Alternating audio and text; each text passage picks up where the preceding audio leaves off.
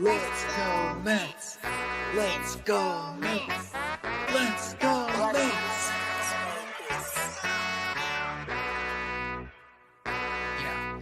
Yeah. You gotta believe and invest with your heart. Orange and blue till Mets do us part. Spring training, oh yes, it's the start. City Field gritty till Mets do us part. Hit home runs and knock it out the park. Big Apple till Mets do us part. You gotta believe and invest with your heart. Listen to the show till Mets do us part. John from Brooklyn, Ibby reps NJ. With the other team, I don't care what your friends say. Mets fans, we focus like a sensei. Listen to the podcast Monday, Wednesday. Made a couple bad plays, but we still won. Character, yup, we're gonna build some. Are you gonna check the pod? It's real fun. Just like Mookie, I will, son. So invest with your heart. Orange and blue till Mets do us part. Spring training, oh yes, it's the start. City Field gritty till Mets do us part. Hit home runs and knock it out the park. Big Apple till Mets do us part. You gotta believe and invest with your heart. Listen to the show. Available now on all streaming platforms. If you love the New York Mets, check out Till Mets Do Us Part. Enough rapping. Let's get to yapping. Yo, what's going on, everybody? Welcome into another episode of Till Mets Do Us Part, where we are live on YouTube, we are live on Twitter and X. My name is John Sapanaro, out here in Los Angeles, California, and that means that my co-host Matt Ibby Ibanez holding it down back in New Jersey. Yes, we appreciate all of the love for the what an intro, brilliant from CP. A lot of people, James Dowling, great opening, really catchy tune. Shout out Charlie saying nice job on the intro. We got Chris Ram saying love it. Shout out to Zeps, great Mets fan, great artist. Shout out to his producer, Ruse Beats, who really hooked it up, gave us exactly what we were looking for. So we appreciate the love. Brand new intro, and I absolutely love it. Ibby, so I'm going to start a little different. I'm going to ask you, now that you've seen it in action and we've actually done it for the show, how do you feel about the new intro, man?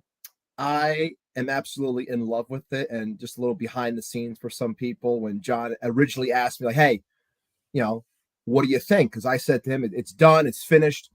And I didn't want to sound too excited, because sometimes that could be a little bit too much. And I wasn't sure how he was feeling, but I heard it the first time and I was like, and again, I don't curse that much on the show, but I was like, I fucking love this. Like, it sounds right. It sounds like the beat, everything that we wanted, what we were searching for the feel of the show in comparison to others, and like how we wanted it to overall look and feel.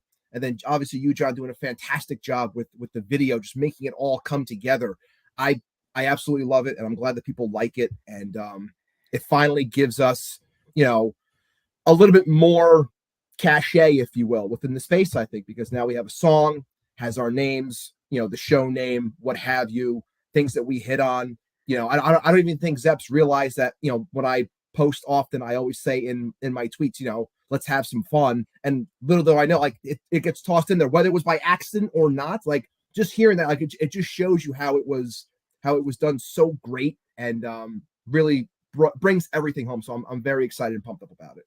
I am too. Look, I'm a little shocked here. Not everybody loves it. Shay saying, being honest, I'm so on the intro. I have to warm up to it. Well, guess what? Shay, you're banned. You're banned forever. You're done, Shay. I'm just kidding. Thought we were close. Shay, never come up to me again at a baseball game in Southern California. But you know what it is? You know what it is also? And I can appreciate Shay to an extent, because we had 130 episodes with the same exact sound. And like, look, I love the sound that we had, but when I see this in action, the movement, the live video aspect that we have been talking about for a while, and the sound itself, it's an upgrade, and it shows that we continue to grow, which is what we want to do. You know what? We got Junior Swingman saying, disappointing that intro didn't feature Nate Lavender. Hang on just a second. Yeah. Oh, no, we're gonna do it right now. We're gonna do it right now. You're upset. You want more Nate Lavender? Hang on a second. You just got struck out by Nate Lavender.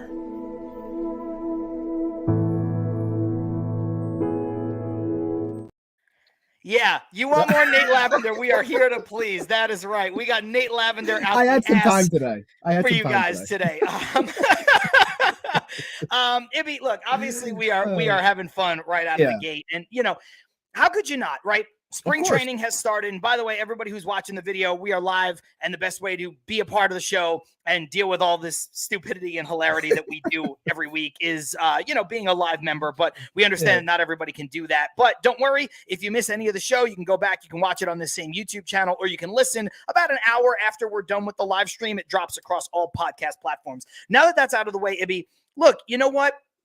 I look at this situation right now with the Mets, and, we got some good, got some bad, right? The Kodai Senga news after we finished last week was a little bit worse than we thought it was going to be, but then it turns out to be potentially a bit better, right? It's not like a long-term thing, at least right now in this moment.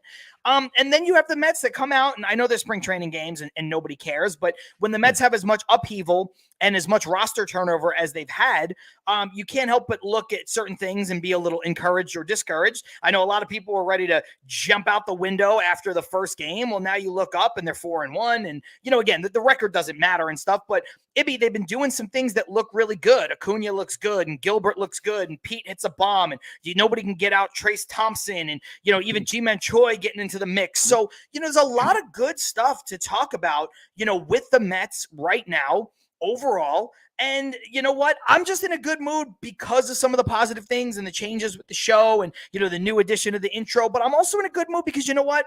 For the first time in a few weeks, it is consistently LA weather out there, which means that it feels, at least out here right now, it feels like baseball. It feels like spring training. So like, I'm pumped up. I wish the season started tomorrow. I understand that it doesn't. I understand we got some things to get through in the meantime. But right now, I think things are about as good as they could be for the Mets, all things considered.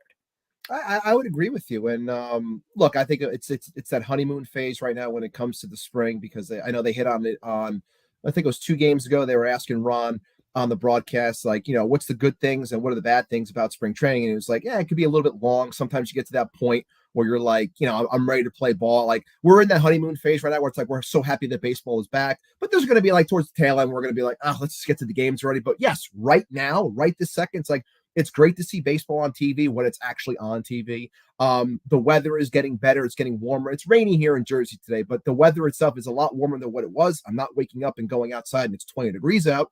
At least it's like in the 40s and 50s, which feels like 90 in comparison to what I usually had. So yeah, it does feel like spring is almost here. Baseball is almost here. But the fact that we're seeing what we're seeing from this Mets team, I know it's early and I'm not jumping ahead with anything, but I just wanted to say that overall, and I know others have been talking about this as well, and shout out to all the Mets content creators who are, but just the overall vibe for me feels a lot different. And I was trying to think, did I feel this same way last year in terms of vibe during the spring? And then I said, you know what, maybe I didn't. Maybe I'm missing something, mainly because last year it was the baseball classic. A lot of guys weren't there. It was kind of broken up. So we didn't really have everyone there in camp at once. Or we did for a little bit, and then it was gone, and then you're seeing guys that you didn't really see moving forward. But in general, I just feel like there is this, and it's a reason why I'm saying this. It's this youthful exuberance. Like, it feels like there's a lot more energy for this team because there's a lot of guys out there that are fighting to want to make this roster. They want to be on this team, whether they are minor leaguers or not. They're fighting to be here. We know the confidence that some of them have, the Jet Williams of the world, the Luis Angel Acuñas of the world. Like, they say they want to be here and they're playing like they want to be here. Is that going to happen right away? Probably not. But the fact is that this goes along with what I've been saying for a while. And that's when you have youth on a team, it pushes veterans and makes the entire team feel different. And the fact that this team is out there playing loose, having a good time, like, I think that the youth goes a long way with that. And I'm very happy with what I've seen so far. Yes, it's early. Yes, there's a lot to still be determined. But in general, I think as a Mets fan, you have to be happy. I think you do. I think you said it really, really well. And by the way, everybody who is watching right now, hit the thumbs up button if you have not already. I'm going to jump into the comments, maybe. And subscribe to the channel. For some reason, we were building, and now we're sitting at 4 subscribers away from 700 for like the last week and a half, which is such an obnoxious number to be away really from. Is. Another milestone number. So, if you can tell your friends and all that stuff. I think a lot of people who watch us that are here every week, they're all already subscribed, which we appreciate. But of course, the more build, the better it is, the more we can afford fancy theme music and the more we can get partnerships and all that fun stuff. No, which means we can bring you more of what we do. So Andrew's saying, how pissed are the LOL Mets crowd that the Mets are looking good so far, even if it's early? And then follows it up by saying, if the Mets were 0-4, the LOL Mets crowd would be so pumped. So true. There isn't a lot you can take away from spring training on a team functionality basis. I think you could take some things away from certain players, right? There's that old adage of you don't trust what you see in March and September, but guys who have been around before or guys who are on the come up, I look at Drew Gilbert, I look at Jet Williams, I look at Acuna, there's something to be learned about them and their first go around with the big league camp. And then there's something to be learned about the guys like Trace Thompson.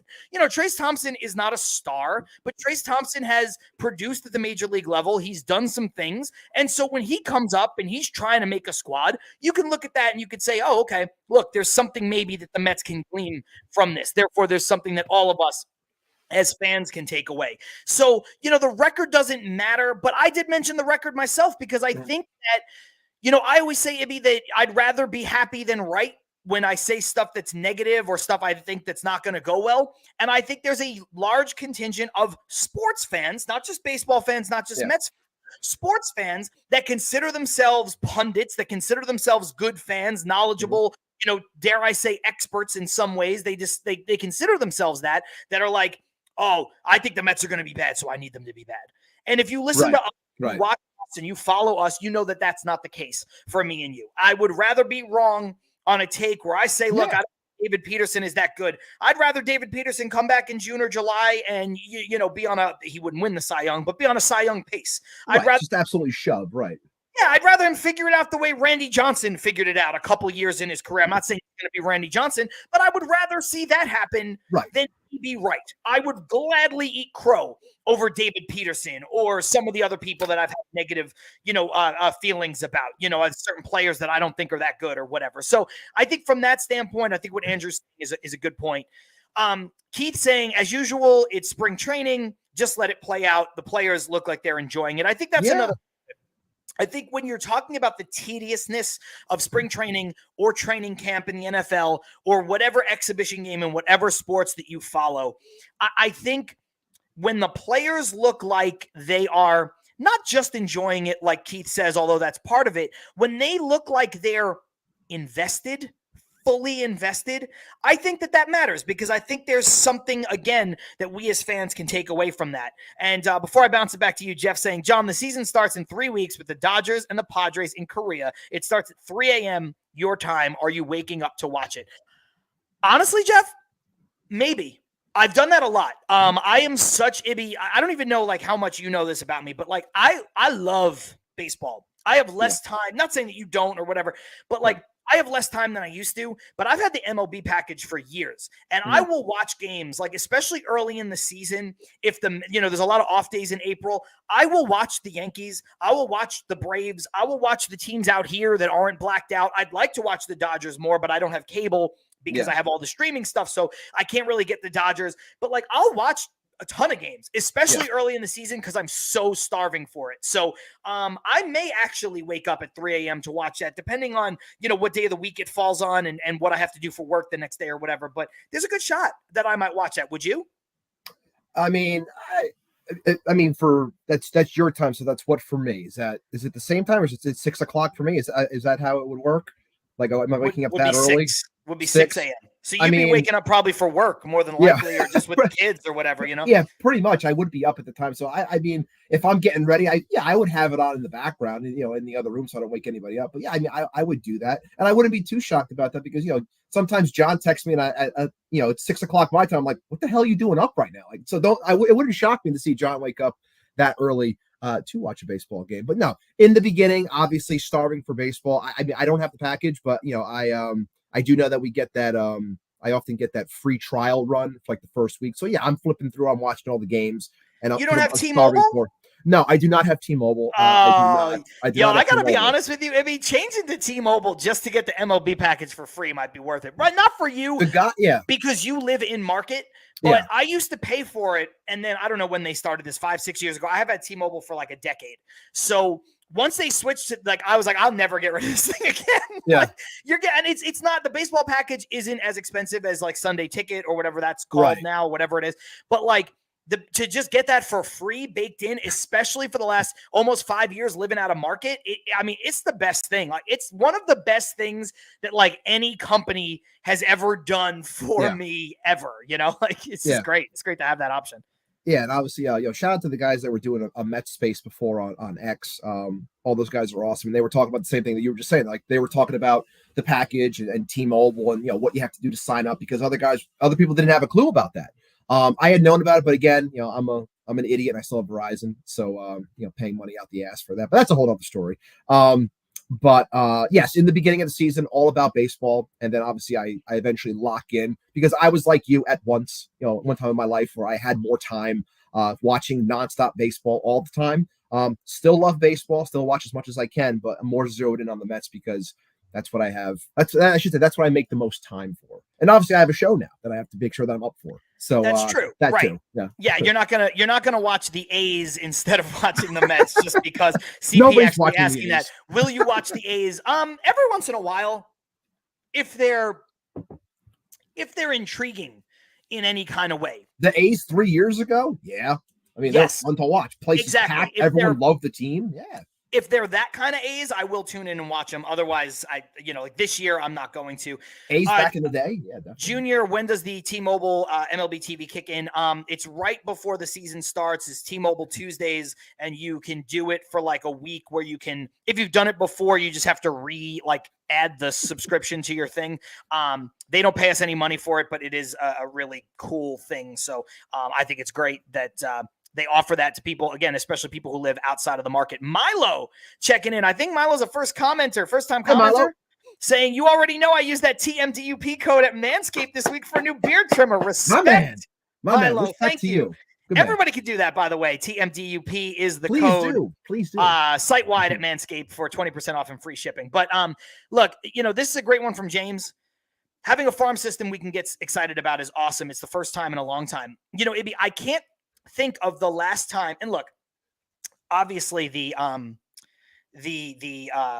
coming out of DeGrom, Harvey, Wheeler, those guys, Matz to a lesser degree, and all of the pitchers that we had come down that pipeline, that was fun. But I think maybe it's just me, but I think it's easier for fans, and I don't just mean casual fans, because I'm a diehard, you're a diehard, hell, everybody who watches the show is a diehard fan, because why would they, be doing this, hanging out with us if they weren't? So, and you guys could let me know in the comments if I'm off base here, because it could just be me. I think it's easier to get excited about everyday prospects than it is to get excited about pitching 100%, prospects. 100%. Just because it's, you watch that, right? And like, even there's like a stupid part of like, everybody, like most people played like some semblance of little league. Maybe you played baseball for a long time growing up, and, but like a lot of people don't know what it's like to pitch and like really pitch at like a college level, or even like an uber high performance high school level. Some people don't, but I feel like a lot of people just like, I don't know, the regular fan just relates to like a ball player that comes up and plays second base. Everybody has like an idea of like, oh, second base. Like, so I think there's like a connection that a fan can make, just the regular fan like us, like, all the folks who listen and watch. But I also think there's something because that person's going to be there every day. So when you see, Francisco Alvarez, that's awesome. That's super exciting. When you watch Pete Alonso come up and do what he did in his rookie year, that's incredible. That's a blast. But I think right now, the Mets have the best group of prospects probably since David Wright and Jose Reyes. And so when you look at, just the collection of position player prospects who could make an impact as soon as this season, because I think you're looking at a potential for at least Drew Gilbert and Acuna at some point this season being on this major league team, if not more. I think that's a very exciting time because young players are exciting to watch. They're athletic, they're hungry, and they do a lot of things. And I don't care what anybody says. Baseball's a young person's game. All sports are. And baseball in the middle of the steroid era maybe wasn't, but that's long gone now. You don't see too many 40-year-olds in the middle of a lineup, producing in Major League Baseball. Joey Votto is, a terrific player. I love Joey Votto. His videos are hilarious, but there's a reason why he doesn't have a job right now. He should. I think he can help somebody, but like, there's a reason why teams around the league are like, we got a first baseman. He's 23. Let's let that guy rock. I wish Toronto would just sign Votto already. It would make sense for him to finish his career there. But no, I'm with you. Like the excitement that you get from watching someone every day, it's because baseball is every day, and baseball is always with you during the summer, into the fall. If your team is good enough, it's with you there every day. And being able to watch those guys progress and grow, I think it's a reason why Mets fans were so frustrated last year, where you were getting the young kids that were coming up and they weren't getting the opportunity on the everyday basis. It was very up and down. It wasn't consistent at all. I think it's why people like to attach themselves to players like that, which is why I think Mets fans in general always attach themselves so much to prospects and the homegrown player, because they fall in love with this so much, because they watch this team every day and they love this team so much. But I'm with you. This group is exciting. I know people rag on it because of the size of them. Oh, one guy's 5'9", another guy's 5'8", the other one's 5'6". Like, I don't give a damn about that. Like, these guys can go up there and they can hit the ball. You can attach them because if you want to throw on even an underdog type of mentality to some of them, like a Jet Williams, and then you go out there and you see him perform, it's fun to watch. And baseball's meant to be fun. So, being able to have these guys within this system, it is exciting, because I think Keith said it in the comments before. It has been a while since, like you mentioned, David Wright and Jose Reyes. He threw in Murphy and Ike Davis and obviously Pete Alonso. But it's been a long time since we've been able to look down and say, okay, we have, a great player coming up, but we have an exciting player coming up. Obviously, we had Francisco Alvarez last year. Beatty and Vientos didn't really pan out the way we thought. Ronnie gets hurt, was flashing a little bit. But other than that, it was always seeing guys where you're like, there's nothing really to get excited about. So the fact that we do have that now is it's a very exciting thing. And I think, for me at least, I'm very pumped up to see what Drew Gilbert does. I think he's going to see some time with this team relatively quickly. But yeah, it's definitely a fun I agree. time. Let me ask you, Abby, do you think if you had to pick a guy, and it's not necessarily skill, but skill is part of it. Like, or not just skill, but skill and readiness and all the things that, you need to have to call a guy up to the bigs. Do you think that if somebody said, hey, you have to bet $1,000 or whatever on who you think is going to come up first, would you put that money on Drew Gilbert, not only because of his skill set, but because of the position he plays and the potential that the Mets might need him with the injury history of Bader, the unpredictability of Marte, and, he's been better lately, but also the injury history of Nimmo. I think all of a sudden you go from being really strong with two potential center fielders on your roster in Nimmo to Bader, and then, to having not a lot of center field options on your roster in the blink. Trace Thompson's might make his way onto this team. DJ Stewart is probably going to find his way onto this team one way or another at some point. Taylor.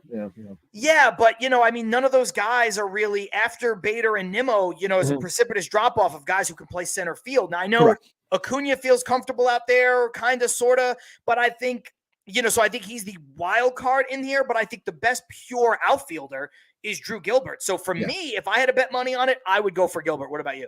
I'm with you. I think Gilbert is the one that is probably going to show that he's the most ready and it makes the most sense. But I also think there's a lot of variables with this. And the ones that you mentioned are spot on because of the injury history, because of, the lack of overall, depth, if you will, because of potential set injury. I think Gilbert does make a lot of sense, but there are other avenues as well where I could possibly see even a Luis Angel Acuna coming up early, because what if things don't pan out at third base? We haven't seen much from Vientos and Beatty so far. I know it's early in the spring, but we haven't seen much. So the idea could be floated, one of them, Acuna moving to third base, or McNeil moving to third base and then opening up a spot at second base and then letting Acuna play there. Like, there are ways that other players could find their way here, but I do think it's going to be neck and neck between the likes of Gilbert and Acuna in terms of who's here first. But if I had to put money, I would say Gilbert, because I think he's going to be the most polished and most ready.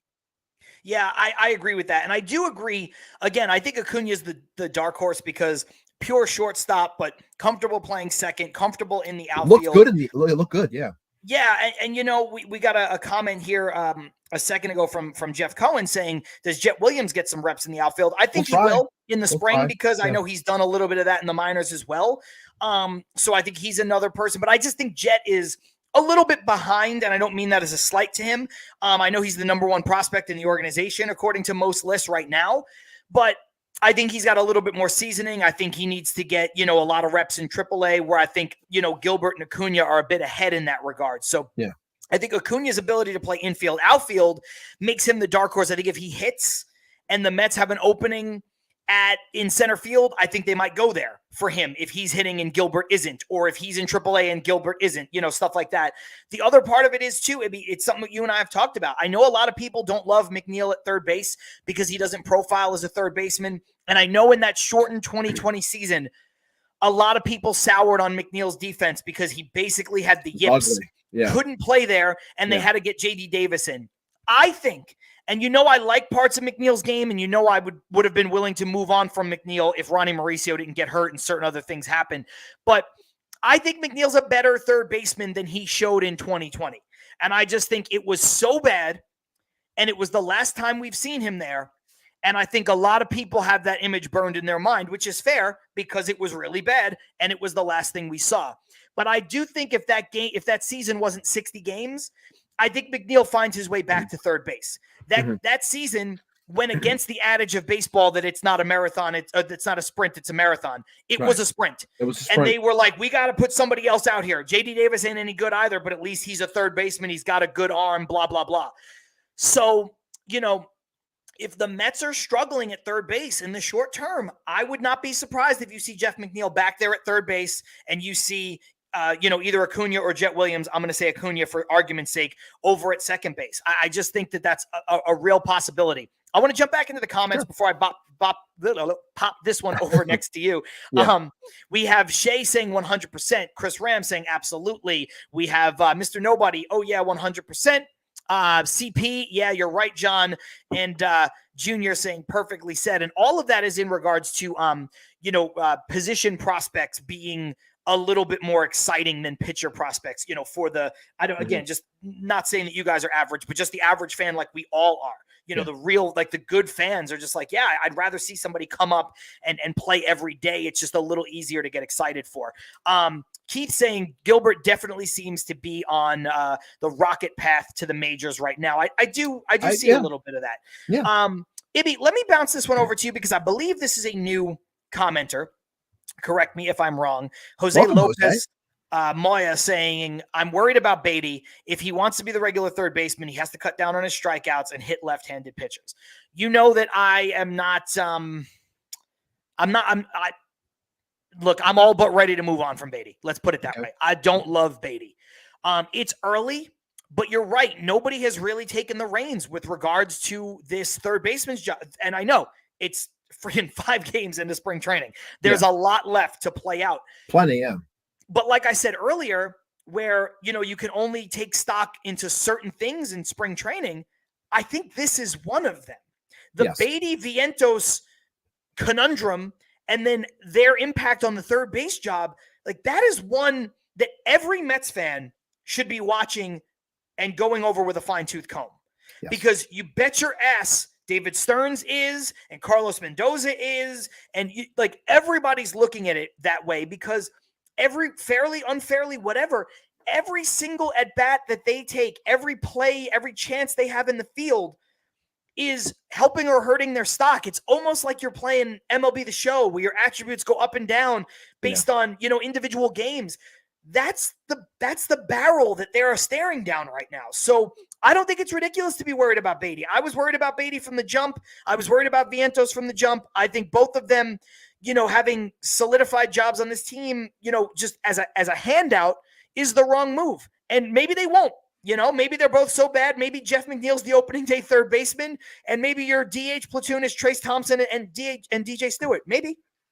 I think it's going to be tough because, if it's an absolute nightmare if this spring goes by and we're heading into opening day or opening weekend or whatever it may be, and Beatty or Vientos just never grabbed the reins and they both stunk and they both aren't here. Like that's an absolute nightmare, especially when you chose to basically say we're going in-house for third base. So no matter what, I do think one of them, at least one of them, will be here. Obviously, I think their hope is that both can be here playing third base in the DH spot, or at least filling in at that spot. But I did want to bring up a comment real quick. And it was Jose's again saying how he doesn't think McNeil's suited for third base. He's proven that he's better suited for second base and the corner outfield position. He feels I more agree. comfortable at second base. We agree 1000%. But here's what I'm most interested in, and this is where I think we're going to find out a lot about David Stearns, and that is where a spot where I felt Billy Epler failed, and that was ever admitting that he was wrong. If you admit and say that, look, I was wrong. He was wrong when it got to the point with Daniel Vogelback. Daniel Vogelback at a point when we talked about this ad nauseum, when we spoke on, I'm sorry, I said the name that should not be said, but it's okay. He's gone. You could say it now. But the fact is, he was the best bat statistically acquired at that deadline. But it got to the point where you did not need to see him anymore, and we should have seen Vientos. But that, again, in my opinion, was stubbornness on Epler's part to prove that what he did was right. Same thing with Darren Ruff. You kept on running the guy out there. It didn't work. You finally cut him well after the fact. I want to see if David Stearns is a little bit more, prudent, if you will, not prudent, a little bit more aggressive, if you will, in terms of if something is not going right and something is proven to be failing, trying something. We know that McNeil is better at second and probably the outfield as well. But if it gets to the point where this team, and honestly, beyond Vientos and Beatty, this team doesn't have a third baseman in this entire franchise. There's no third baseman. There really isn't. So, and then one that we think that it could be is out for the year. So I think that the idea of trying something like moving McNeil, especially if Acuna and Jet are performing extremely well, that's a big ask. They're performing extremely well. They're hitting the cover off the ball, playing great defense. They're providing something that could help this team at the lower level. They want to bring them up. If those things are happening, I want to see if Stearns can say, look, I wanted to see something from these guys. It didn't work. I'm ready to move on. That, to me, is going to be a big part. And I know we've been talking about, what he does at the deadline. That's going to really be a proving point for Stearns in terms of when we start to actually grade him. I know I said that the previous week, but when talking about this lineup and these players that we have here right now, if things don't go right, I want to see if he's going to say, okay, these guys are playing well. Let's shift some things around. Let's try some things out and see what sticks. That's what I want to see. Yeah, I think you've said that really well. And I think that's kind of to go back to the original comment from Jose, like, this is not me. It maybe sounded a little bit like me advocating for Jeff McNeil to play third base. I just said, I think he's a bit better than he showed the last time we saw him do it. That doesn't mean that I think he's a good third baseman or he needs to be there. But like you said, it is empty. The farm system has a lot of middle infielders. The farm system has a lot of guys. I mean, outside of maybe Colin Houck, who's in single A, you know what I mean? Like he's low nowhere A. near ready. Right. Yeah. Colin Houck maybe is a shortstop prospect who might be a third baseman in the major leagues, a la Ronnie Mauricio. Well, Ronnie Mauricio's out for the year with a torn ACL, and Colin Houck is 11 years old.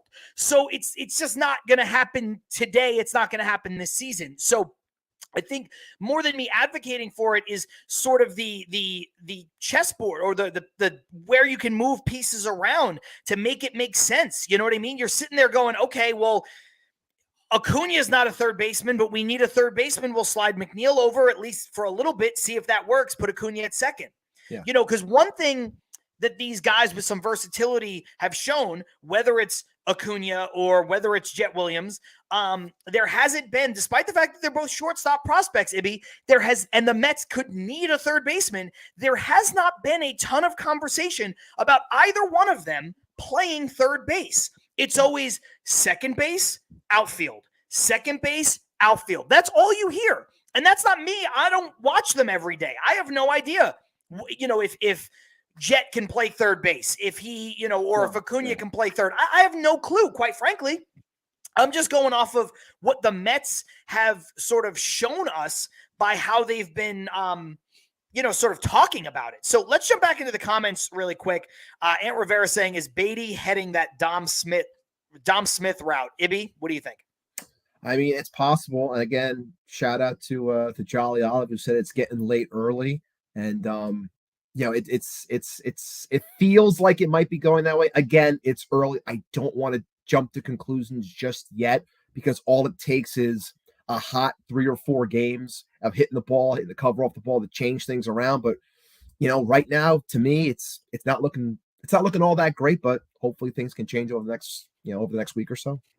I think he is. Again, gun to Yeah. my head, if I had to bet money on it, I would say that right now Brett Beatty has more of a chance, and this is just my opinion. I think if you ask me right now, I would say Brett Beatty has more of a chance to be off of this team before the season is over, whether that's a full season in the minors or traded or whatever. Brett Beatty has more of a chance to be off of the major league roster than he does to be the everyday third baseman before the season's over. That's my opinion. A lot of people with a lot of different takes about this third base situation. Paul Revere saying, I think Stearns should look to trade the surplus of prospects and try to find someone else's third base prospect, maybe Parada, Beatty for another team's third base prospect if there's a match. Well, I think in a perfect world, that's great, but I don't think that happens now. Yeah, and Paul, I think, if anything, from what we've seen so far from Parada, right now he's not getting you much because he's not. You're not getting anything for Beatty or Parada. No, there's nothing to get there. So it's like until these guys build up, some of that prospect prestige again, you're not getting much for them. So I know that a lot of times, fans of teams build up their own prospects and think because they're ranked highly or somewhat highly within a system that they're going to get something for them. But right now, I don't think you're getting much for Parada until he actually shows out and proves himself to be better defensively and starts to actually hit the ball. Yeah, I mean, hard to argue with that. We've got another one, this one from Carson checking in saying, watching Beatty and Vientos exchange uncompetitive at bats the last few days has me wondering if Trayce Thompson can sling the hot corner. Obviously, a little tongue in cheek there and at the very end from Carson, Trayce Thompson, not a third baseman, but it's true. It would be great if the Mets, go out and they sign a guy like the Thompson equivalent of a third baseman, kind of a journeyman player with some pop who they, could have had as this insurance policy. Thompson's a good insurance policy in the outfield. They don't really have one at third base, which is why, again, I am not advocating for Jeff McNeil. I just think that it may happen. We've got Carson saying third base is a power position, meaning McNeil doesn't belong there. He Absolutely. doesn't. But right now we have no one at third base. I need something. Exactly. That's the biggest thing. I'm with you wholeheartedly, Carson, that third base, the corner outfield, the corner infield, those spots are meant for guys that hit the shit out of the ball and actually hit for power and home runs. And Jeff McNeil is not that. We know that. But, at the same time, it's like we're not getting what we want from the given position. Again, it's early. Maybe you get it from Vientos. Maybe you get something from Beatty. We don't know just yet. We're going to let it breathe a little bit longer. But, when you look at it in totality, like the entire picture, it might be something you have to settle for at least a season. Yeah, and that's the thing. Everybody in the comments right now, we're not disputing you. No, not at all. Everybody's making or you're either making good points, raising good questions, but that's all any of us can do right now. And it's just, and that's what we're doing too. We're saying, well, McNeil can stand out there better than some people can, and McNeil's going to play every day. I was all about trading Jeff McNeil when I thought Ronnie Mauricio was healthy. But once Ronnie Mauricio's out for the year, the Mets really can't trade Jeff McNeil right now. They don't have enough yet. I mean, now look, if Jet Williams comes up this year and proves that he could play third base, and Acuna comes up this year and he plays second base, yeah, then maybe you could trade Jeff McNeil if he's, hitting well. But right now, today, basically, every moment from when Mauricio got hurt until if Acuna and Williams and a couple other players are ready for the major leagues, you can't trade Jeff McNeil this year. That's my sports saying, would Wendell be good at third base? Wendell's a terrific third baseman, but he can't play every day. No, Wendell can bounce around, Wendell is Luis Guillorme. If you're not familiar with his game, Joey Wendell is Luis Guillorme with a little bit more pop, a little bit more credentials, not saying much, like literally like an eyedropper's worth. Yeah. Slightly more pop. He has a better career resume in that he made an all-star team. You don't want to, I know people don't put a ton of stake into that. You make one all-star team. It's a little random, but that is something that Guillorme's never done. So he's had a little bit better of a career resume. and he plays more positions because he can play short, third, second, both corner outfields. So, that's what he is. He'll slide around. He'll give you some spot starts, but that's all he can do. Joe K saying, to be fair to Vientos, he played much better in August and September when he got regular playing time. 100%. He did. But my buddy Matt making this point for me, I don't think that either Vientos nor Beatty can defensively play third base over 162. I think Beatty has a better pedigree of being able to play defense, but we haven't seen it. Not consistently. No. And I don't think, and by the way, Matt checking in from Twitter, which thank you for doing that. Thank you. Ibby, that I said I think Vientos is barely a first baseman in the major leagues. Right. I think he can back up first base, be your DH part-time first baseman if he hits, but there's no guarantee of that. We got Grant saying Jeremiah Jackson is a sleeper. I agree, but again, he's not going to help now. No, like when it comes to Jackson, obviously they put him through the Rule 5. No one picked him up, so they were able to keep him. Look, he had a very strong season last year. I was able to watch him when he played when Binghamton came to Somerset to play the Patriots. I was at one of their games, and he hit a home run. He looked good at the plate, and he put up solid numbers. He is someone that you might be able to get some run out of. But here's another thing, another way to look at that. If we get to the point. And I'm not trying to put a knock on him because, like I said, he did have a solid season. But if we do get to the point where Jeremiah Jackson is being called up to play games at third base, we're kind of like, I think me just saying that kind of speaks for itself. Yeah. Yo, you're right. Yeah. We got a few more on this, and then you will take this into the break and, kind of come out of it talking about some different stuff. Although I'm sure we'll circle back to this because this is a big topic for the Mets right now. We got, I think I'm saying this right, Pinoy. Checking in also from Twitter, X saying bring Colin Hoke to be the third baseman. Again, a name we've mentioned years away, but he's years away. I joked that he was 11 years old. I mean, he basically is. This one from Matt, they need a true third baseman, not someone who can play third base. True. Again, we fully agree. But this year you might not have an option. And Ibby, this is how I want to end this portion of the conversation. Yeah. We've seen, sadly, the dream is dead. Cody Bellinger.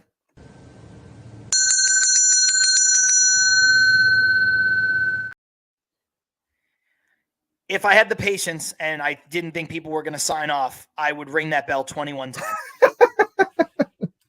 Salute of...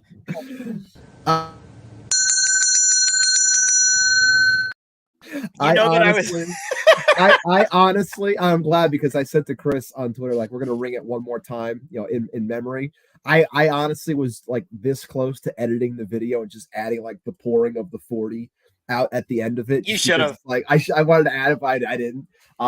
This is a behind the curtain thing. Like, I told Ibby before we went live, the reason why we were a couple of minutes late was I was building a piece of furniture for my apartment and I kind of got sidetracked and I was like, oh, I got to go and whatever. You guys don't care about that. But I was doing that, and I was also had this idea of making one that was like a very sad, military burial kind of like the whole thing for Cody Bellinger. So, look, so the reason why I bring that up is to actually bring up this comment that came in earlier at the start of this conversation, again from Pinoy, and again, let me know if I'm saying that right. Just want to get your name right.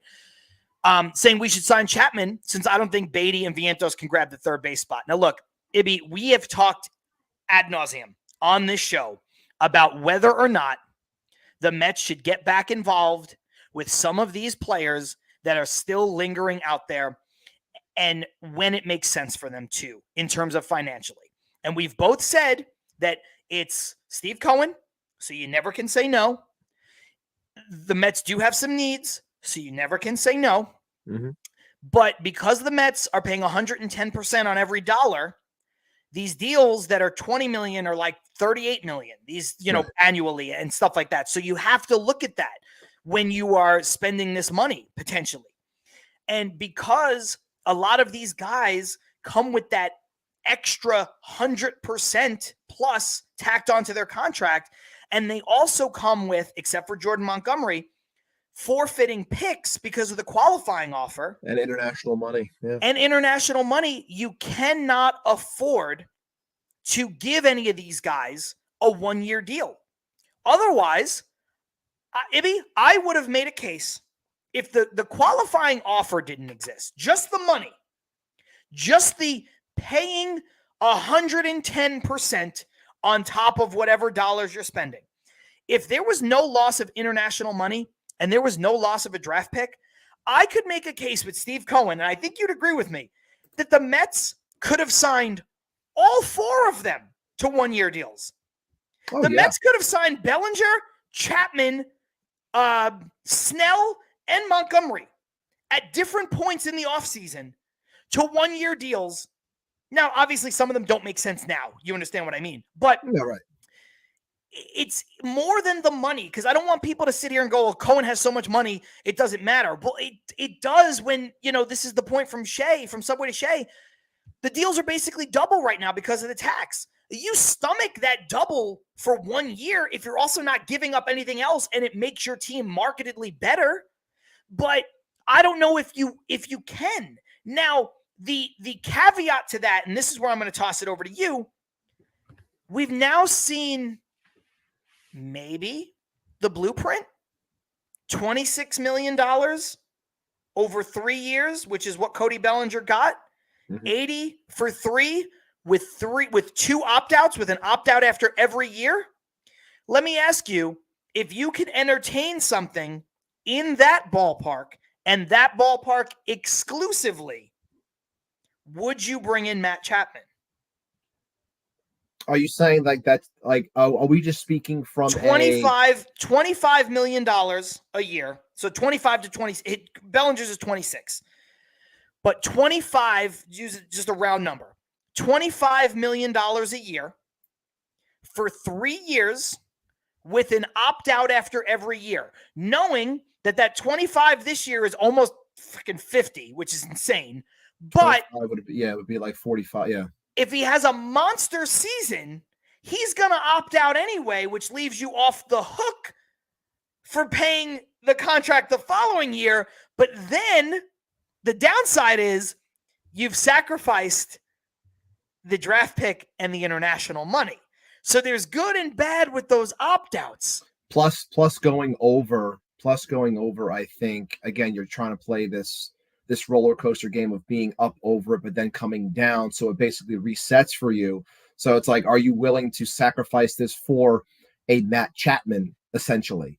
For me, no, I'm not. I'm not big on Matt Chapman. I understand he's better than what we have, but if I'm doing this, I would much rather I'd much rather bite the bullet and get a pitcher as opposed to even everything we've just said about base, mainly because you have options that I think are easier to attain moving forward, be it at the deadline or next year, to help with third base. Whereas I think I don't like going into off seasons 100% resetting bullpens or starting pitching, which is what we've done. And which is why I think if they wanted to entertain and get back into something, Jordan Montgomery makes the most sense, mainly because it can add stability to the pen next year. Again, to the rotation next year, because there's only one guy in the rotation next year under contract, and that guy is hurt right now. So like, that's why I think something like that makes more sense if I'm going to do something like this. But straight up, just asking me the question you did, Matt Chapman, I still don't think I don't think I would. No. Yeah. To answer Stevie Mac's question, yes. And I apologize to baseball Tone. Tone, I'm sorry. I know you love Chapman. I apologize to you. I still love you.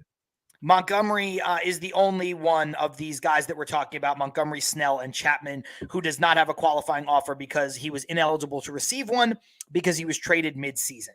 I do think, and yes, Carlos Ortiz, 25 mil with the tax, thank you for doing the math, is 52.5 million. 52.5 million. And that's why it's hard. That's why, like, even though Ibby, like, I have on this show to you, to these listeners and viewers, like, I've advocated for some of these guys because Steve Cohen plays with monopoly money. We understand that.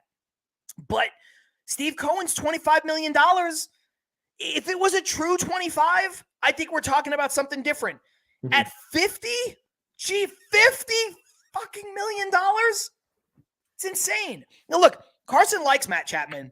I know he likes him less after his tenure in Toronto, but he says the limit would be 1 year with a player option, 15 to 20 mil. The problem is Beatty would become a non-option, backtracking on the youth approach Stern seems to enforce all season. Yeah, I think that's good from a couple different spots.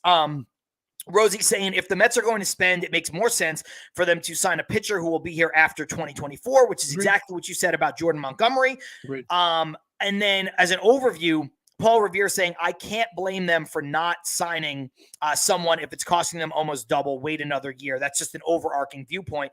And I think everybody again in those comments making good points. And that's why, Ibby, I think that Montgomery, when you look at the tax implications, you look at the stability, you look at the international draft money, and you look at the draft pick, Montgomery makes the most sense, especially on the heels of the Senga injury that we'll talk about in the second half. And I hope that he's okay, relatively okay.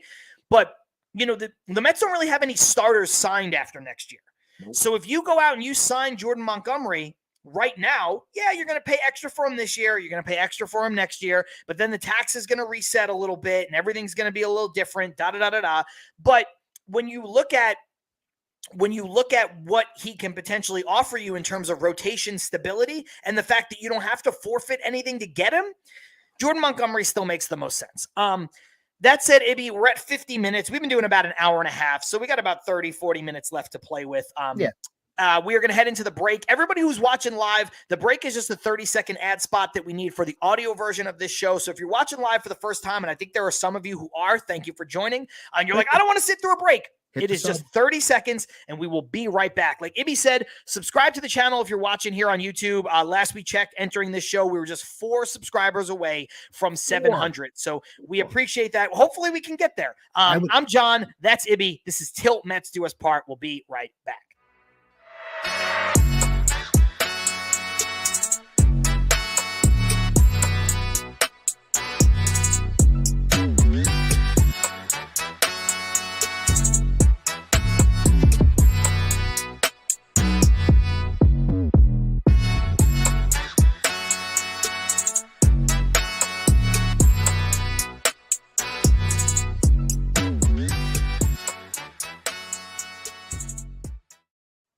Yo, what's going on, everybody? Welcome back into Tilt Mets Do Us Part. John Sapanaro, Matt Ibby, Ibanez, live on YouTube, live on Twitter.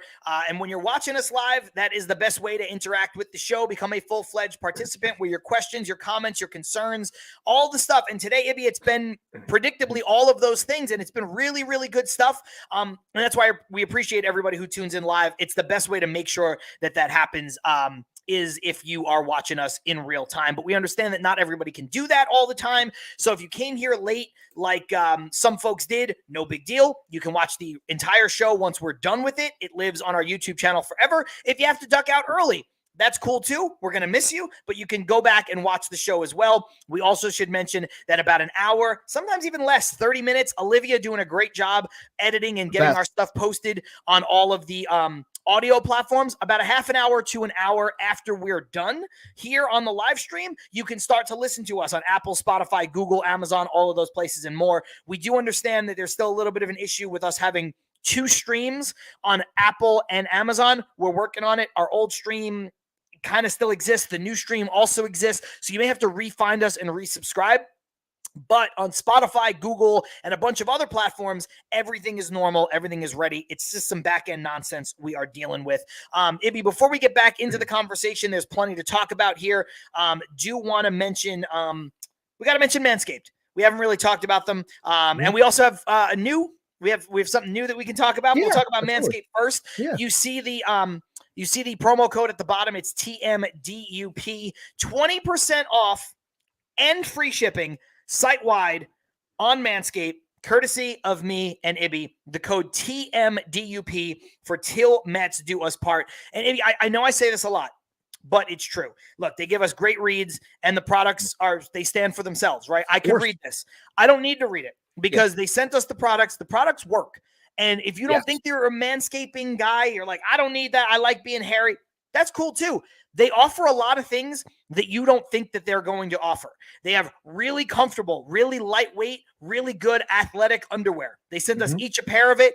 I wear it when I work out. I wear it when I play softball. It's great. You know what? If you have a beard like me, you need to trim up your beard. They have beard trimmers. If you are somebody who shaves your head like you can do that too with Manscaped. If you're somebody who has a lot of tattoos like me and you want to show them off and you want to shave your arms, well, I do that. You could do that with Manscaped. There's a lot of different options. Everybody who's a dude of a certain age should be trimming their damn nose hairs and their ear hair, because that shit will get unruly. And you could do that with Manscaped. All their stuff works. And, if you use the code TMDUP, you get 20% off and free shipping, like I said, site-wide on everything, including the package that you see here, which is the Performance Package 4.0, which is what the folks over at Manscaped sent us. So, Ibby, that's all I got to say about that. Yeah, and I'm with you, obviously, 100%. If you guys have never used it before, give it a shot. Of course, tell them that we sent you.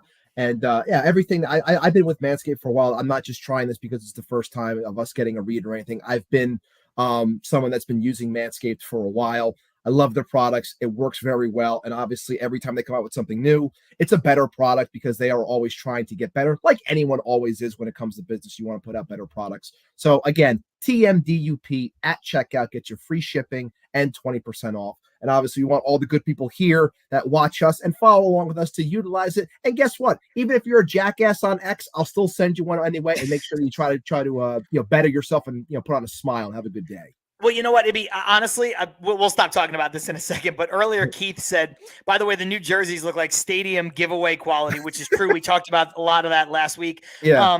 And James Dowling said, how about those pants? God. And you know what? There's a lot of Major League Baseball players that could probably benefit from using Manscaped this year because shaving, you know boys. What? We're all going to see your balls. We're going to see it, whether we want to or not. Stadium lights are bright. Those pants are white, and they are fucking thin. You're going to leave nothing to the imagination. Whether you're like the reliever, I think in the Nationals, we're going to see your underwear. We're going to see what color it is. If you're that poor son of a bitch from the Giants, you're going to see your whole nuts. It just is what it is. So, you might want to Manscaped. That's all I'm saying. Yeah, and, just to continue and finish up the housekeeping, we did latch on with someone else. We did work in with a new affiliate program for the show. They've seen us.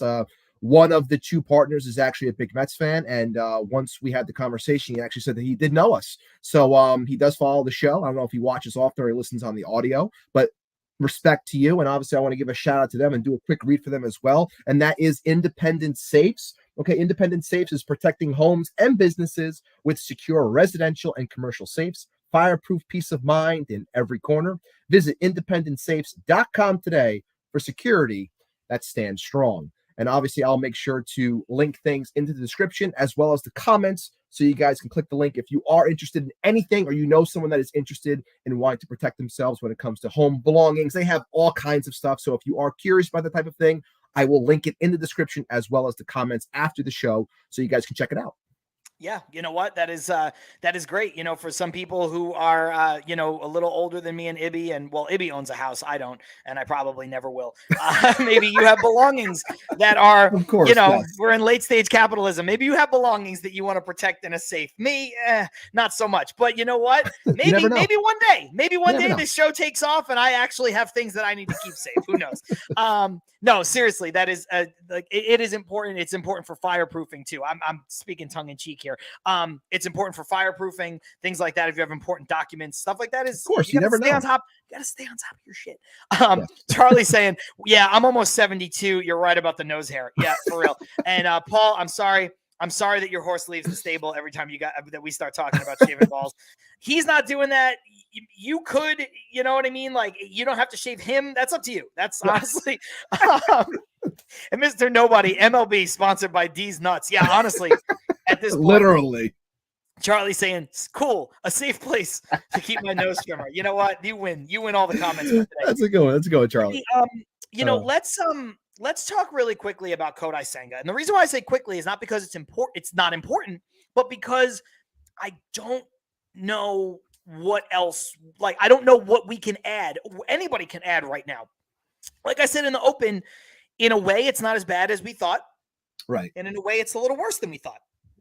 When we recorded last week, you and I said, let's wait. Let's reserve judgment. Let's see what it is. Maybe it's just a little bit dead arm. It was worse than that. But after the MRI, the imaging, he gets the PRP, the platelet-rich, something like that. PRP, is that what it's called? We'll stick with PRP. Yeah, platelet-rich injections or whatever the fuck. I don't know. Modern science. He gets that. So it's a little better than we thought. It's a little worse than we thought. But right now, he's off for throwing for at least 3 weeks, which means he's not going to make opening day. We already knew that. I do appreciate the transparency of David Stern saying right away, hey, he's not going to make opening day. That's shot, but we expect him to, make a lot of starts. Carlos Ortiz saying it's AARP. No, that was our pitching staff last year. That's what you're thinking about. You're thinking about Justin Verlander and Max Scherzer, who, by the way, probably trim their nose hairs. Just saying. Probably. So, what are your thoughts right now on Kodai Senga and that whole situation? I mean, obviously, I hate when stuff like this happens, and I understand frustration of Mets fans where it's like, and we talked about this last week too, the idea of, 3 seasons in a row starting off where a pitcher is hurt, from DeGrom to Verlander to Senga. It's like, I get the frustration. I know it sucks, but the fact that, people were willing to jump off the cliff right away, and then we're still harping and then listening to doctors online and all this stuff saying, oh my God, it's June, if things go proper. Look, let it play out. It's looking like he's going to probably miss the first month, and then we'll go from there. And all we can do is hope for the best. Look, do I think they're going to go out and spend and get someone to bring in? Not really. I think that this is Tyler McGill's job. I think this is his spot. I think he's looked sharp so far. Carson said in the comments before how his slider is back. We're going to see that editorial there. I'm not that this is a clean show. I don't feel like saying it, but you guys are watching live. You can read it. His slider is back, though. It does look like it's back so far. Yeah. And then obviously that coupled with, he didn't really get a chance to, as he said, deploy the American spork, as it's being coined. But we'll see how that works into his entire repertoire. If it adds more to him, he's throwing hard. And we'll see what happens when it comes to the likes of Joey Lucchesi and Jose Butto and things like that. But look, I think that there are options that they are going to try and piece together until Senga does get back. But for me, it sucks because he's not here opening day. And obviously we want to see things always all proper from day one to see what type of team you are out of the gate. So it kind of eliminates the whole, well, what if this person was here? What if that didn't miss this amount of time? I get that. But, I'm hoping that, that first month goes by, the prep is proper. It's going to probably take him about 6 weeks to ramp up. So again, you'll probably see him somewhat first, second week of that second month of the season. And hopefully things are all ready to go. And the biggest thing is just taking care of him from the jump once he does get back, so this doesn't crop up again and he's gone again like that. The biggest thing isn't coming back. The biggest thing is maintaining him when he comes back. That's the biggest problem. You don't want to find yourself in a, knock on wood, Brandon Woodruff, Johan Santana, severe capsule injury situation. A strain back there is not a big deal. You're going in for surgery back there. You may never be the same pitcher again. And that's something that's important to note. Milo, thank you. Charlie, thank you. I could not. Rich, there we go. Because I was like, I know it's PRP, but then I was like, platelet-rich injection. And I was like, no, what's the other P? Thank you. I couldn't. I had a brain fart, a platelet-rich plasma injection. Thank you. Shout out to Jeff Cohen, by the way. Shameless plug. We will plug your show. Guest Absolutely. on BBQ dropping Saturday. Curtis Granderson. Huge get. That is awesome. Get. That is awesome. Good for you getting Curtis on the show. Keith Blacknick said, I told Sal Licata to like and subscribe to the show. Listen, I know he's joking. We did just gain one. We did just gain a follower. That's Sal Licata. I will fucking... It's Licata. Yeah, it's Licata. Now, listen to me. If Sal Licata ever subscribed to this show, there is no reason why anyone else in the world should not be subscribed to this show. Sal Licata has been the target of my ire more than anybody else in the history of this show. in many, many ways. So if he subscribed, well, damn it, anybody should subscribe at that point. You have no excuse not to. I've like almost gotten in like actual arguments with Sal Licata. So, Ibby, when we look at the starting rotation, send Senga a bottle of crop preserver to see if it speeds up the healing process. Yes. What's that? Is it the old Chris Rock? There's the crop preserver. It's the old Chris Rock bit, right? About putting Robitussin on Robitussin's the cure for all wounds. Yes. Robitussin and Vicks Vapor Rub, right? There's a couple comics that have done something on that. Yeah, crop preserver. Put it on anything. You'll be good. You'll be good. Get out there. When you look at the starting rotation, Senga's not there for the first month, right? Where would you go for opening day? Who would you give the ball to? Would you give it to Tyler McGill, who pitched on opening day 2 years ago? Pitched 5 innings. Mets won a game. Mets went on to win 101 games that season. I know it's not all on Tyler McGill, but you can go to him. Would you go to somebody who's done it a lot across town in Luis Severino? Would you do it with Sean Manaea? There's a couple. I mean, anybody after those 3 guys, I'm probably not going to. I would. I would. Quintana? I would go Quintana. I would. Really? Mainly, so you're okay. I would go that way. So you're going reliability. You're going all reliable. I'm going all reliable mainly because I think a pitcher like him, based off of how this team was built this offseason, how they went about it, he kind of fits the mold of, like you said, all reliable, trying to play some defense, try to score some runs early, and try to win a ball game like that. Get to your bullpen, which you've revamped in hopes that it can be dominant with Diaz on the back end. Like that's kind of the way I think that it would go. I understand that McGill's done it before. I understand that Severino's done it a lot. But if you're asking me, I think I would go with Quintana. Okay. Carlos Ortiz agreeing with you right out of the gate. I want to know in the comments who in the Mets starting rotation, as it stands right now, you would prefer to pitch on opening day, whether it's Tyler McGill, whether it's Sean Manaea, Luis Severino, Quintana. I think those are going to be the 4 guys because the last one is going to be a little bit, could it be Lucchesi in the rotation? Could it be Jose Butto, right? Like you're really looking at Quintana, McGill, Manaea, or Severino, I think are your real options there. Aunt Rivera saying, our starter from today's game, Reed Garrett, bullpen by committee, baby. We got That's My Sports saying the tribal chief, Sean Manaea. We got Paul Revere saying I'd give Severino a shot. Charlie saying because there's no clear opening day guy, I would start whoever looks the most ready coming out of Florida. I think that's fair. I like the going with the reliable. I mean, look, the Mets are opening the season against the Brewers. Certainly not a powerhouse team. Might you feel differently if they were opening up the season against Atlanta or LA? One of these other teams, like a team that's projected to be much, much, much better than the Mets in a lot of ways. Aunt Rivera saying, for real though, Quintana, McGill, or Severino in that order. I don't know, man. I think I don't want to go Quintana. And I think it's because I don't want Quintana to then, over the course of the first month, consistently be lined up with other teams' number ones, as sometimes happens, right? As you get further into the season, it doesn't really matter. Obviously, you can reset things at the All-Star break. And also sometimes the way off days are set up that first month, it doesn't necessarily happen. But a lot of times, you just kind of, it's like 1, 2, 3, boom, you play the next series. It's 4-5-1, and it's just over and over again for the first month. I don't know that I want Quintana in that spot. I think I want higher upside.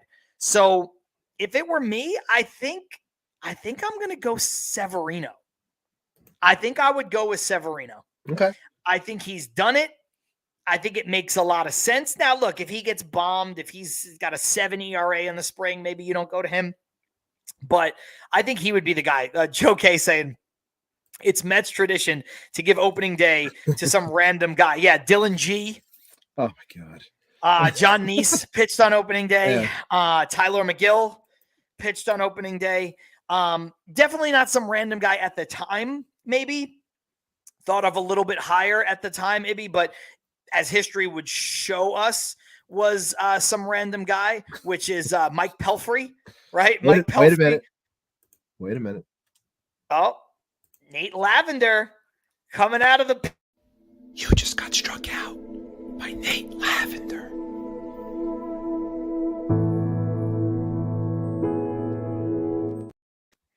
I like your ASMR voiceover that you did for that one, by the way. It took a couple takes, but I finally got what I wanted.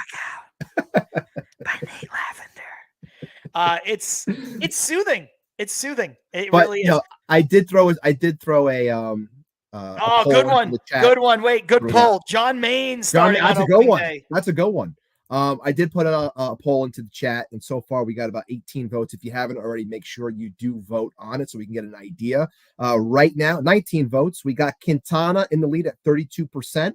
Severino and McGill tied right now at 26%, and then Minaya coming in at 16%. So if you haven't voted yet, make sure you keep voting. Yeah, I love that. So Junior looks like a memorial tribute video. Yeah, it does. You know, that field, like the fields of lavender remind me of like the afterlife in Gladiator that they keep cutting to as he's like walking through and like putting his hand over the, like, those are like reeds. It's like, you know, it's not lavender, but oh my God, hilarious. I absolutely love that. Mikey, I need that posted every time he gets a strikeout. Don't tempt me. Paul Revere, they should give out lavender candles if he makes the team. I actually love lavender scent, so give me one. I'll take it. I'll take it every time. Benoit's saying, well, what about Christian Scott? Give him a chance to start. I mean, it's not going to be on opening day. It's not going to be on the opening roster. Right? Yeah. We haven't seen him yet in the spring, and people are curious as to when we are going to see him. I look, he's the one that has the most upside out of everyone. I do think at one point this year you can see the likes of a Vassell and a Dominic Hamill, but I think that they're more so on the back end. It's not to put anything like negative on them, because you need all types of pitchers, and clearly we need all the depth that we can get. But I think they're more so on the back end. If you're looking for a guy that has the upside, the electricity that can be brought to the mound, I think Scott is that guy. But people got to realize he didn't have that many innings last year. He did. He's still getting worked up. He was a reliever in college, becoming a starter. And look, he was lights out last year. I got a chance to see him. He pitched the game I went to in Somerset when they were facing the Patriots. And look, he had a rough first inning. And by rough, I mean like he gave up like a double, a single, and then I think he gave up one run and then worked his way out of it. And then he was absolutely lights out the next 5 innings. Like no one sniffed him. And they ended up winning the game too, because Gilbert as well as Jeremiah Jackson went deep. So guys that we've all mentioned on the show today. But I think Scott has that upside. I don't think we're going to see him right away, but I do hope at some point this year we can, maybe in like September, I think you got a better shot at seeing someone like Scott. But I do think you'll see the likes of Hamill or Vassell a little bit sooner. Yeah, I would agree with that. It really is. I mean, it's a little bit of sad state of affairs, the Mets pitching prospects, to be honest with you. I know some of those guys we don't know, but you're right. Hamill, Vassell, like they don't seem like they're front end guys. And it'd be nice to have another guy who has Scott's kind of stuff with a little bit more pedigree than Scott has had. Not that means anything, right? Jacob deGrom came out of nowhere. Not everybody comes out of nowhere. It's just what it is. I wish the Mets had like one more guy who was an absolute stud. And if there's one thing I do want to throw out there, I think Michael Marino reposted it, and it might have been Sherman, who obviously I have my feelings about as well, talking about how, the Mets pitching is viewed not in the most positive of lights in terms of even the likes of like Christian Scott and them across baseball. The Mets like them more than others do. And I'm happy that, people did hop in the comments, ones that understand prospects, and basically shot it down, saying how across baseball, many scouts have said certain things about Christian Scott in particular, and how he can be something if built up properly. Like I just said, the innings need to be there. But shooting something down like that, because again, I think negativity drives clicks, and the idea of the Mets thinking they have something when they really don't is something to talk about and post about and try to get engagement off of it. And yes, I'm talking about it now and I shouldn't, but I do like the fact that others within the know, like James Shianoff over at over at Metsed Up, does a great job. I know he's worked with pitcher lists before as well. So he has a good idea when it comes to pitchers, and him backing it up, saying how Christian Stott is on these lists for a reason. The fact that he's getting shot down already in an article by anonymous people is kind of nonsense. So shout out to him for stepping up and shooting down some nonsense like that. Yeah, I'm with you on that. We got Andrew saying Ibby trying to seduce everybody with that Nate Lavender video. I do what I can, man. Carlos saying sounds like an Old Spice commercial. Yeah. And then Stevie Mac, Nate Lavender for Old Spice lavender lotion commercials, please. Yeah. Yeah, I mean, Andrew F. following it up by saying, I remember when Scouts said DeGrom was nothing more than a reliever. And again, he's Paul Revere. Ibby may be onto something with the Lavender video. Diaz has the horns, and the Lavender video can play. Could you imagine, like, all these bullpen pitchers always have, like, Hell's Bells and Norco and Enter Sandman. And then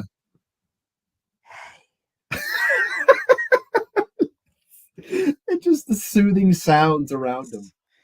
Just like some royalty-free music you hear in a spa when you go get a massage. It's just like, are you ready for Nate Lavender? I am so happy that this is actually taken off, because I'm very nervous when it comes to like things that I find funny. And obviously I'm working with a comedian over here, so I always get very nervous when it comes to certain jokes, but I am happy that this did land. So that does make me happy. It was good. And for you guys, again, that you don't care about this behind the scenes stuff, but I logged in last night to the StreamYard to, kind of set up the new intro video and stuff. And then I saw this video. I was like, what the hell is that? I clicked on it and I was like, okay, good enough. That was hilarious. I had no idea he was doing it. So Ibby, let's get out of here in like 15 minutes, 12 minutes or so. Is there anything with regards to the Mets that we haven't touched on that you are dying to talk about, here today, even if it's just, somebody to look for? I know we pretty much hit on like, the Trace Thompsons and stuff and what they've been doing, but is there something where it's like, oh, this guy is somebody you want Met fans to keep an eye out for the next couple weeks, or, hey, look at this for Stearns, or look at, where's your head at as we kind of, move into more spring training games? And quite frankly, pretty much after next week's episode, we're going to be into that portion of spring training where we're like, we just fucking end this thing already. Right. Andrew throwing one guy out there, by the way, Luke Ritter. Always Luke Ritter. I mean, things like that we've seen so far, though, obviously we've joked about Nate Lavender, but 6 strikeouts so far. He's striking everyone out when he goes out there. It's great to see. Hopefully things can continue to look sharp for the bullpen moving forward. Trace Thompson with 2 home runs. What's going to happen? Who's going to make this bench? Things to look out for in that sense. But for me, what I really find interesting to this point, at least, and I know it's spring and you mess around with things, but it did feel like, under Buck, it was a lot more traditional in terms of what a lineup is. And that was fine because we were looking for some stability, something that Buck brought because this team didn't have stability for the longest time. So when I see things being trotted out there that do look a little bit more interesting, like DJ Stewart leading off and things of that nature, like the fact that we're seeing different lineups going out there, and shout out to the guys. And again, shout out to, Keith from Shea and Sons and Rube and all at Baseball Tone, Mets Trucker Pod, who do their spaces on X, do a great job. If you guys don't listen to them, they talk legit baseball on there, which is always it's always a fun listen if you're in the car or just looking for something Mets related. But they were talking about, unlike lineup. Us, we talk about a bunch of shenanigans. But shout out to them for that. But they were talking about the lineup in general and how they think things might go. And a point that I was bringing up, and I'll bring it up here, is I wouldn't be shocked if you saw some looks like that, a little bit more modern looks, things that are out of the ordinary. Is there a time where if DJ Stewart makes his team, he leads off? No, it wouldn't shock me. But if they're like switching things up, and Brandon Nimmo, and we've talked about it on here before, is Brandon Nimmo going to be a guy who bats behind Pete Alonso? Are we going to see Francisco Lindor lead off? Are we going to see Francisco Alvarez bat second? And my whole thought process was, again, to the point I was making before about how this team is constructed and what they might try to do. Look, if you want to get Pete Alonso up more, if you want to try to jump out to a 2-0 lead by having him bat first and Nimmo bat leadoff, or Lindor bat leadoff, however you want to do it, if you want to hop out early and then you got Jose Quintana on the mound, then you want to pitch and try to play some defense to try to win some ball games, and you want to grind out wins like that, I wouldn't be shocked if they did stuff like so. When I see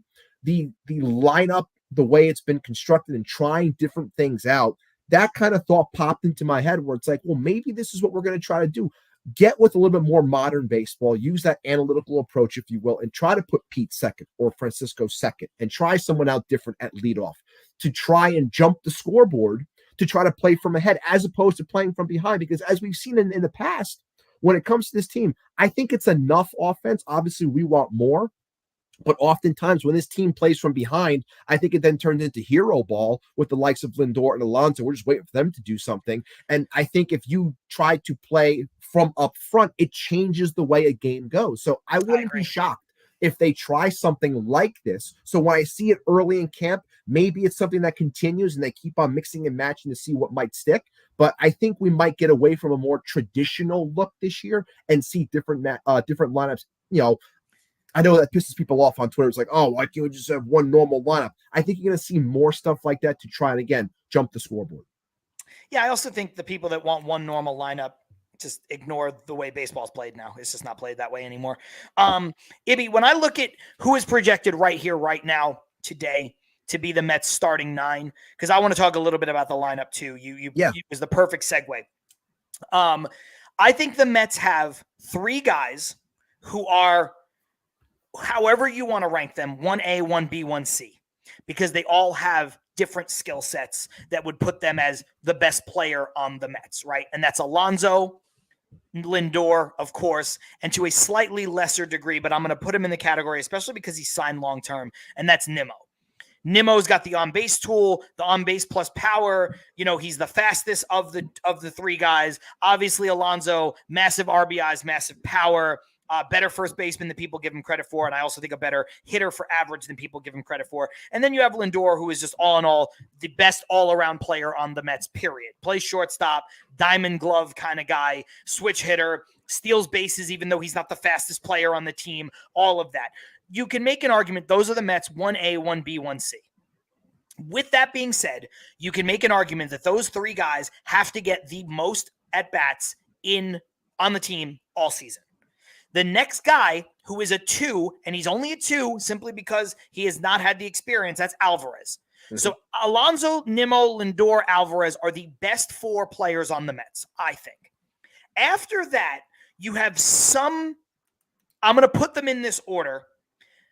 McNeil has the best track record. I think Bader has the best upside. Then it's Marte, because I think he scares me. I don't know how healthy he is. Then it's Vientos. Then it's Beatty. If those are the guys the Mets break camp with, and I don't know if they are, maybe DJ Stewart makes his way into the mix. Like I said, maybe it's Trace Thompson. Maybe Beatty's not.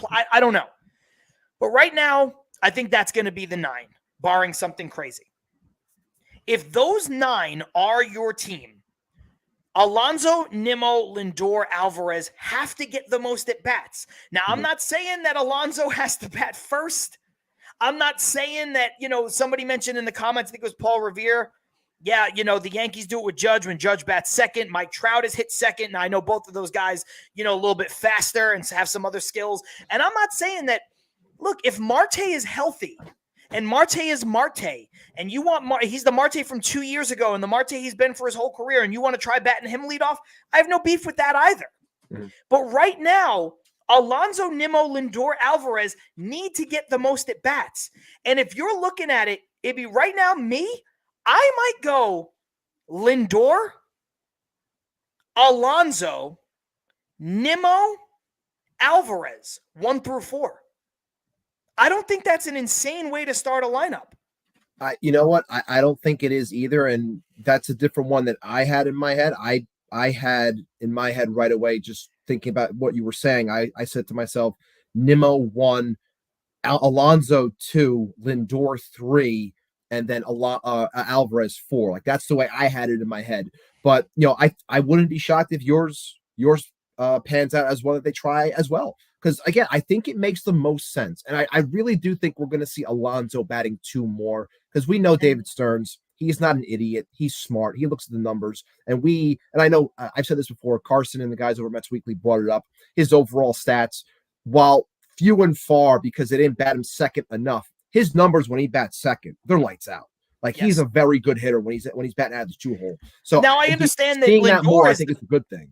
Yeah, Lindor is his best numbers come when he's hitting in the 2-hole too. So something's got to give there. Yeah. And that's why I think you might be able to Carson with a great comment, 4+ hitters and a bunch of noodle dipshits.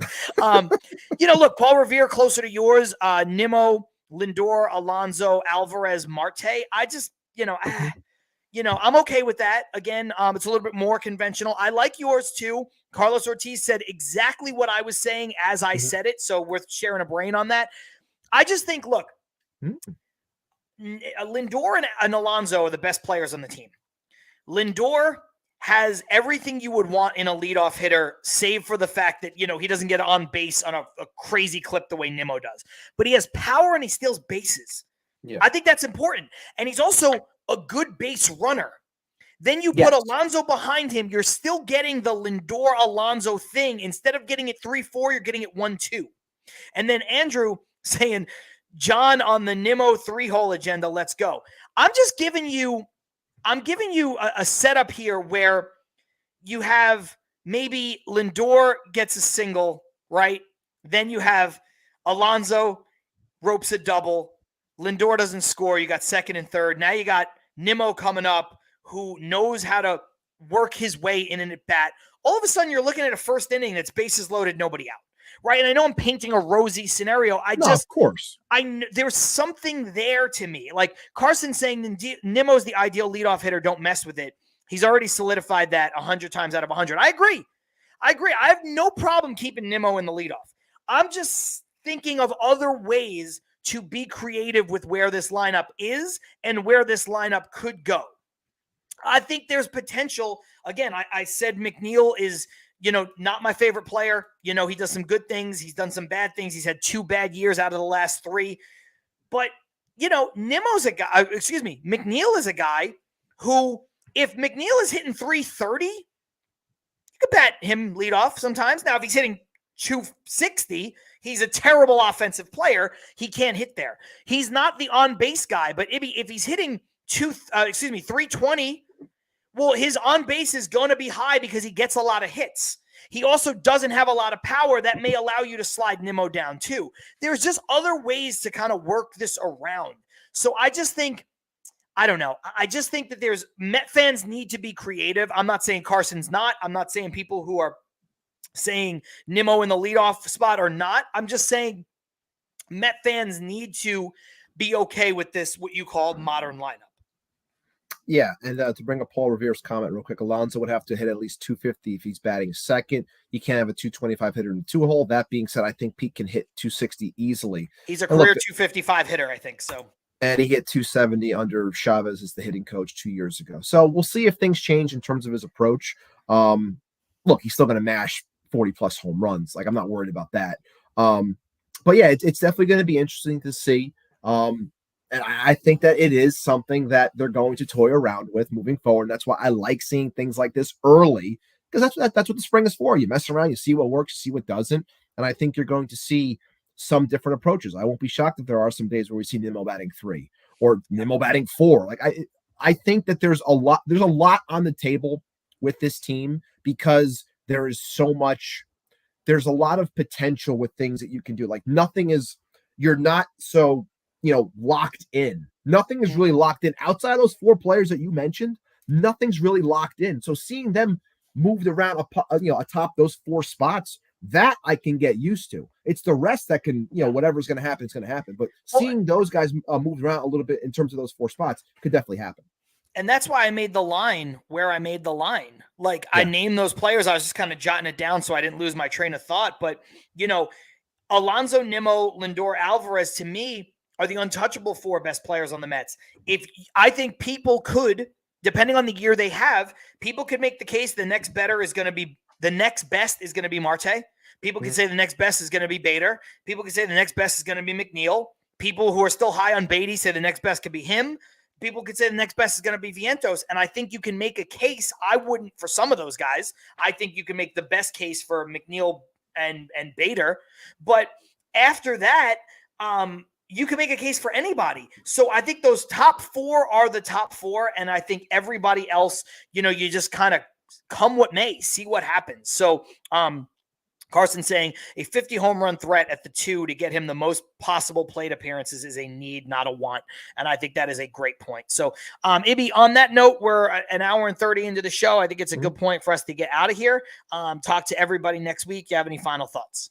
Nothing really. Obviously, I'm enjoying what I'm seeing so far. I think today was a great episode, a great conversation. Especially, I'm happy that the third base conversation went where it went because I think it was needed. Because that is the story. I know we got to look at the pitching. What we've seen so far has been solid, but I do think watching that third base competition, hopefully seeing someone stick out, is going to be a big point of the spring. So I'm happy that we were able to get a really strong conversation, not only between the two of us, but between the chat as well. And if there's one thing I will say, and I'm going to keep on saying, I've said to people in the comments on Twitter and things like that, Tyrone Taylor, take number 15 off. I don't want to see that number on anyone. That's just me. I'm saying it tongue-in-cheek, a little bit jokingly, but at the same time, I don't want to see that number circulating around because I think our guy's going to the Hall of Fame next year, and he wore number 15, and no one else should wear that number. But that's just me. It's just weird seeing that number being put out there. We don't see 8 put on people. I don't want to see 15 put on people either. I agree with that. Game for war coming in late saying, stop trying to be one of those nerds who thinks they can reinvent the game saying you want Nimmo after Alonso. Tells me I should unsubscribe, but then says, I won't though. No, I appreciate that. Listen, we're just throwing out ideas. If you got to the conversation late, it's just ideas of how the Mets can get their 4 best players the most productive at bats. The most productive at bats and the most total at bats. There's no reason why Starling Marte or Harrison Bader or Jeff McNeil should be getting more at bats than the 4 guys that I mentioned: Nimmo, Alonso, Lindor, and Alvarez. Those guys are the best shot. Yeah. So if you want to go conventional and go Nimmo, Lindor, Alonso, Alvarez, I'm good with that. If you're saying you want to go, Nimmo, Pete, Lindor, Alvarez, I'm good with that too. Just those 4 have to be your top 4 somehow, some way. It's Game for War saying only because Ivy is so purty. Yeah, he is. He is. That's because he manscapes. That's because he uses TMDUP over at Manscaped for 20% off. And you should too. Anyway, guys, yes, you should too. We're going to get out of here. Thank you for giving us so much of your time this week. We will be back next week. Of course, if you missed any of it, you can watch the entire show on our YouTube channel as soon as we're done here in just a moment. You can also, in about a half an hour, no more than an hour really, listen to this show wherever it is you get your podcast. We're now 3 subscribers away. Come on, 3 people. 700. If 31 of you are all sub to us, 30 of you sub to us, I appreciate each and every one. But if you are not subbed to this channel, we are going to have so much fun throughout the entire spring training, throughout the season. We got plenty of ideas planned. We got plenty of guests planned. There's so much on the horizon. Be here with us. Subscribe to the channel. Let's have some fun. Let's go, Mets fans. Yes, LFGM. We'll see you guys next week. Peace.